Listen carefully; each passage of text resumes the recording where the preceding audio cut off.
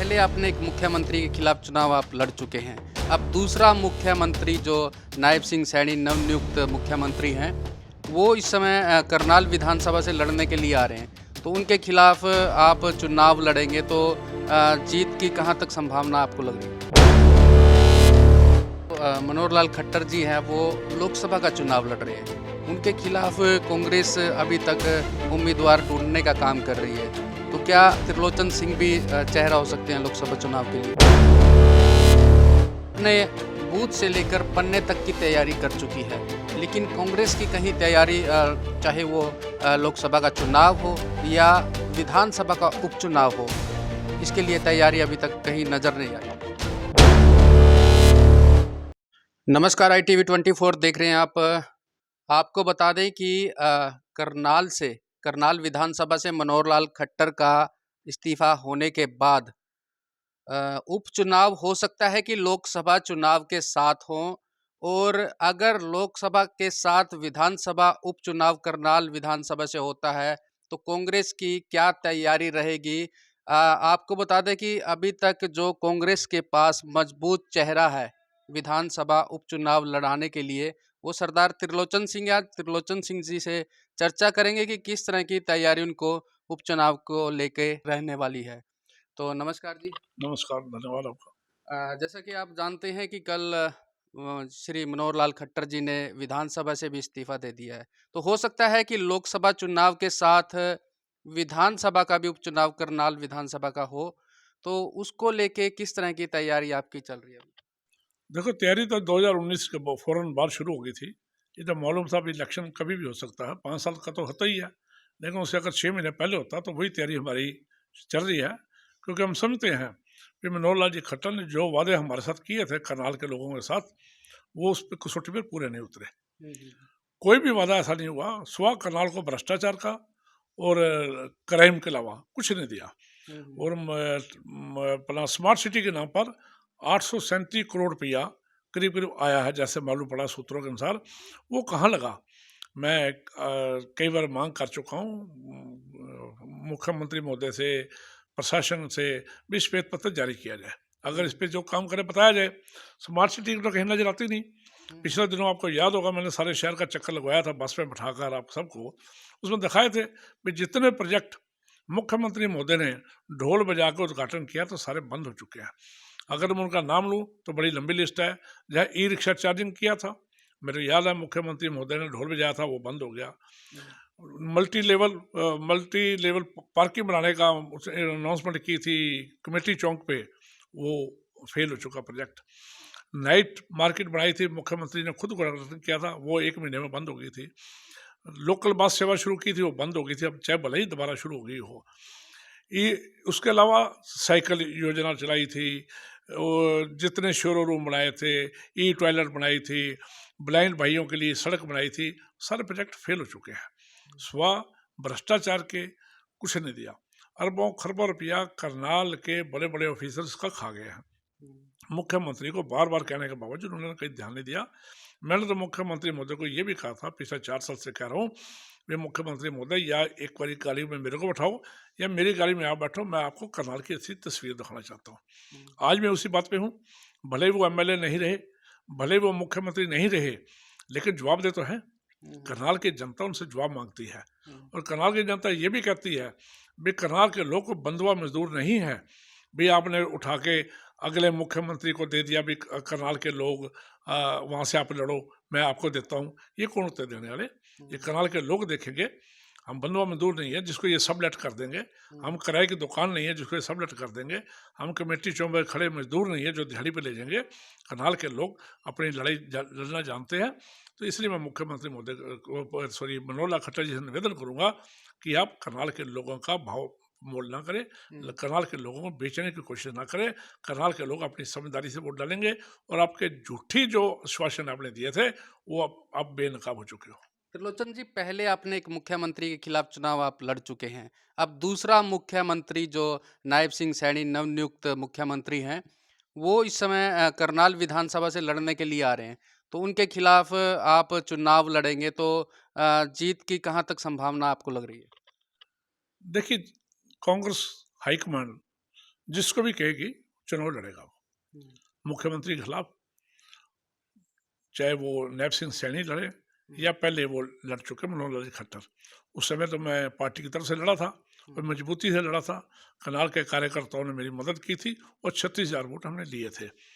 तो नैब सिंह सैनी भी अगर आएंगे तो हम खड़े में हैं, हम तो खड़े हैं लड़ाई लड़ने के लिए। आओ, अगर नैब सिंह सैनी आएंगे तब भी लड़ेंगे हम। पार्टी हाईकमान जो देश देगी बखूबी लड़ेंगे और अब की बार इनको चलता करेंगे, क्योंकि 6 महीने के लिए लड़ने के लिए आ रहे हैं। 6 महीने के अंदर 2 महीने तो आचार संहिता रहेगी, अगले 2 महीने पहले फिर आचार संहिता लगेगी। 2 महीने में ये क्या काम करेंगे करनाल का? करनाल के विकास कार्य तो पहले खत्म हो चुके हैं, क्राइम सिटी बन चुका है, इसलिए कोई इनका मतलब नहीं है, ये कोई रेस्ट हाउस नहीं है भाई कभी कोई आए कभी कोई आए। करनाल का लोकल आदमी चाहिए, करनाल के दुख सुख में शामिल होता हो, करनाल के जो गलियों को जानता हो, करनाल के राहगीरों को जानता हो, करनाल के परेशानियों को जानता हो, करनाल की समस्या को जानता हो, करनाल की स्लम बस्तियों को जानता हो, करनाल के लोगों का कल्चर जानता हो, वो आदमी चाहिए। ये क्या कभी कोई रोहतक से आ गया या सैनी साहब बाहर से आ जाएंगे, उसका करनाल के लोग मुंह तोड़ जवाब देंगे। जो मनोहर लाल खट्टर जी हैं वो लोकसभा का चुनाव लड़ रहे हैं, उनके खिलाफ कांग्रेस अभी तक उम्मीदवार ढूंढने का काम कर रही है, तो क्या त्रिलोचन सिंह भी चेहरा हो सकते हैं लोकसभा चुनाव के लिए? देखिए, ना तो मैंने आवेदन किया, ना मैं पिछले 3 महीने से दिल्ली गया, ना ही मेरे कहीं लीडर से संपर्क हुआ। उसके बावजूद जैसे मैं 2-4 जगह पढ़ा है, अगर पार्टी हाईकमांड कहेगी तो मैं लड़ूंगा, सिर्फ पार्टी वफादार होने के नाते। बाकी जिसको लड़ाएगी उसकी पूरी मजबूती से हम उसके साथ खड़े रहेंगे, जिसको भी पार्टी टिकट देकर भेजेगी, क्योंकि हमारा ये जो चुनाव है पार्लियामेंट का, ये हमारे असेंबली चुनाव को प्रभावित करेगा। अगर इसमें हम मजबूती से लड़ेंगे तो आगे हरियाणा में बनने वाली सरकार जो होगी वो हमारी कांग्रेस की होगी। इसलिए जिसको भी टिकट देंगे तन मन धन से मदद करेंगे और पूरी बखूबी से कांग्रेस पार्टी के कार्यकर्ता सड़कों पर रहेंगे। पिछला चुनाव आप जो कांग्रेस है वो बुरी तरह से हारे थे, लगभग 6 लाख से ज़्यादा वोटों से हारे थे। तो इस समय जो स्थिति रहेगी, मनोहर लाल खट्टर खुद चुनाव मैदान में है, जो मुख्यमंत्री हरियाणा के रह चुके हैं, तो ये मार्जिन ज़्यादा करेंगे या कम करेंगे?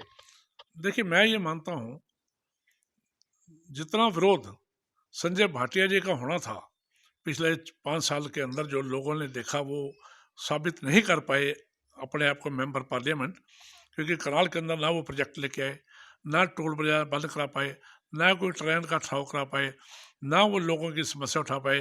किसानों के ऊपर लाठीचार्ज हुई तब नहीं बोले, महिलाओं को पीटा जा रहा तब नहीं बोले, आंगनवाड़ी वाली बहनों को पीटा तब नहीं बोले, सरपंचों को पीटा जा रहा तब नहीं बोले, पत्रकारों को पीटा तब नहीं बोले।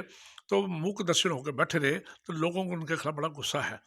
खाली मीठी बातें करने का काम नहीं चलेगा, लेकिन मनोहर लाल खट्टर जी का विरोध उनसे भी ज़्यादा होगा, क्योंकि मनोहर लाल खट्टर जी ने खुद अपने लठों से सरपंचों को बंटवाया वहाँ चंडीगढ़ में, आंगनवाड़ी बहनों को बंटवाया कनाल की सड़कों पे, चंडीगढ़ सड़कों पे।